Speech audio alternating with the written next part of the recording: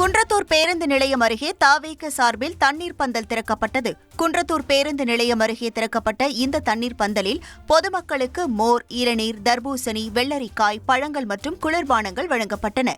இதனிடையே பழங்கள் மற்றும் குளிர்பானங்களை வாங்க முண்டியடித்த மக்கள் மூட்டைகளில் வைக்கப்பட்டிருந்த முழு பழங்களையும் அள்ளி சென்றனர்.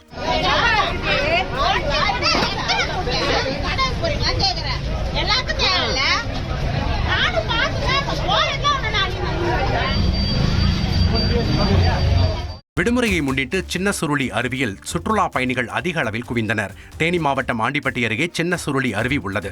மேற்கு தொடர்ச்சி மலைப்பகுதிகளில் கடந்த சில நாட்களாக பெய்த மழையின் காரணமாக அருவியில் தண்ணீர் ஆர்ப்பரித்து கொட்டுகிறது.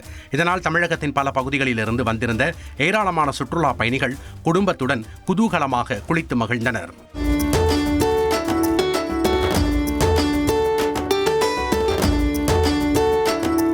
சார், என்னோட ரெசிக்னேஷன். ரெசிக்னேஷனா? எதுக்கு? நானே ஜாப்ஸ் உருவாக்கி பாஸ் ஆகலான்னு இருக்கேன். எப்படி? பாஸ் வாலா. பாஸ் வாலா.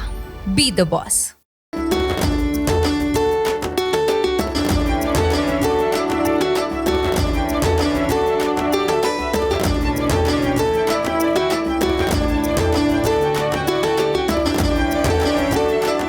நெல்லை மாவட்டம் சேரன் மகாதேவி சுற்றுவட்டார பகுதிகளில் பலத்த சூறை காற்றுடன் கனமழை வெளுத்து வாங்கியது.